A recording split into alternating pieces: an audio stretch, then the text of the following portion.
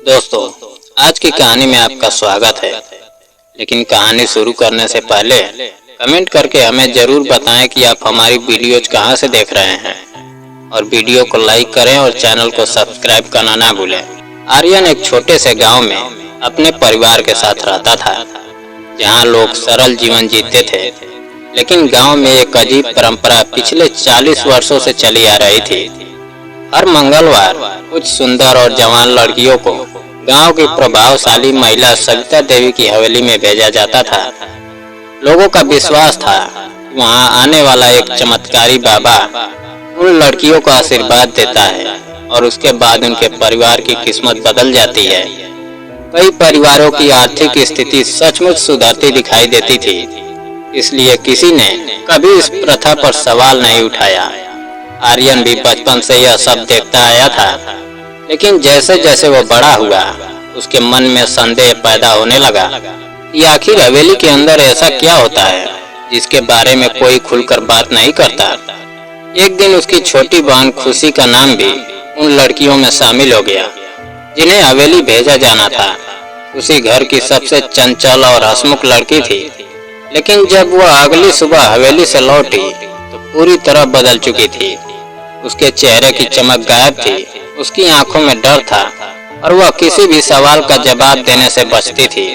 आर्यन ने कई बार उसे सच्चाई जानने की कोशिश की, लेकिन वह हर बार चुप हो जाती। आर्यन ने तय कर लिया कि वह इस रहस्य का पता लगाएगा।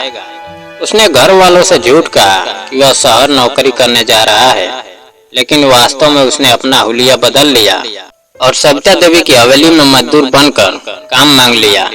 उसे माली का काम मिल गया और वह हवेली के अंदर रहने लगा। कई दिनों तक उसने चुपचाप काम करते हुए वहां की गतिविधियों पर नजर रखी। उसने देखा कि मंगलवार को हवेली का माहौल बदल जाता था और कुछ हिस्सों में किसी को जाने की अनुमति नहीं होती थी। एक रात जब फिर से लड़कियों को हवेली लाया गया तो आर्यन ने छिपकर सब देखने का फैसला किया। उसने देखा कि 3 डरी हुई लड़कियों को हवेली के एक गुप्त हिस्से में ले जाया गया, जहाँ एक ढोंगी बाबा और कुछ अमीर आदमी मौजूद थे। आर्यन ने चोरी से उनकी बातें सुनी और उसके पैरों तले जमीन खिसक गई। वहाँ धर्म और आशीर्वाद के नाम पर लड़कियों का शोषण किया जा रहा था। बाबा और उसके साथी गांव वालों के अंधविश्वास का फायदा उठाकर मासूम लड़कियों को फंसाते थे और उन्हें धमकाकर चुप रहने पर मजबूर कर देते थे। आर्यन को समझ आ गया कि उसकी बहन के साथ भी यही हुआ था। वह गुस्से से भर गया, लेकिन उसने जल्दबाजी नहीं की, क्योंकि उसे सबूत और सही मौका दोनों चाहिए थे। उसने देखा कि लड़कियों को अलग अलग कमरों में बंद किया जा रहा है और उन्हें डराया जा रहा है कि अगर उन्होंने किसी से कुछ कहा तो उनके परिवार को नुकसान पहुंचाया जाएगा। आर्यन ने फैसला किया कि वह उन लड़कियों को बचाएगा। उसने हवेली की बिजली व्यवस्था खराब कर दी, जिससे पूरे परिसर में अंधेरा और अफरा तफरी फैल गई। इसी मौके का फायदा उठाकर वह उन 3 लड़कियों तक पहुंचा और उन्हें भरोसा दिलाया कि वह उनकी मदद करने आया है। अंधेरे का सहारा लेकर वह उन्हें एक गुप्त रास्ते से बाहर निकाल लाया और सीधे पुलिस स्टेशन पहुंच गया। वहां उसने पूरी कहानी सुनाई और लड़कियों ने भी रोते हुए अपना दर्द बयान किया।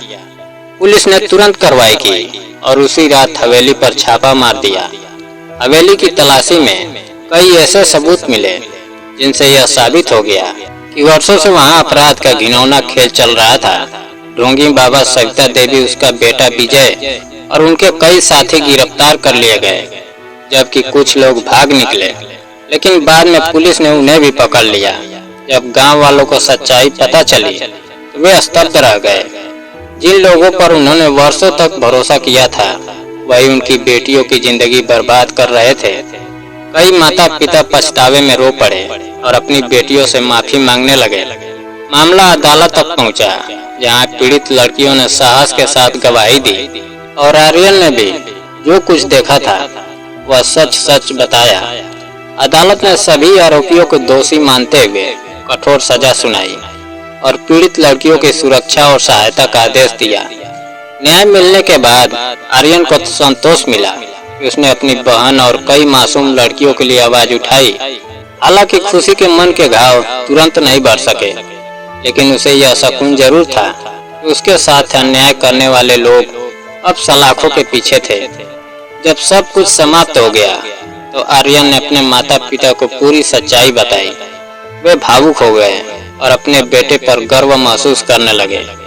पूरे गांव ने उस घटना से सबक लिया और यह संकल्प किया कि भविष्य में किसी भी अंधविश्वास या ढोंग के आगे सिर नहीं झुकाएंगे। लोगों ने समझ लिया कि आंख बंद करके किसी पर भरोसा करना कितना खतरनाक हो सकता है और किसी भी परंपरा को ज्यादा महत्वपूर्ण इंसानियत और बेटियों की सुरक्षा होती है। इस तरह एक साहसी युवक की हिम्मत ने वर्षों पुराने अपराध का पर्दाफाश किया और एक पूरे गांव को जागरूक बना दिया। दोस्तों, अगर कहानी पसंद आई हो तो वीडियो को लाइक और चैनल को सब्सक्राइब करना ना भूलें। जय हिंद।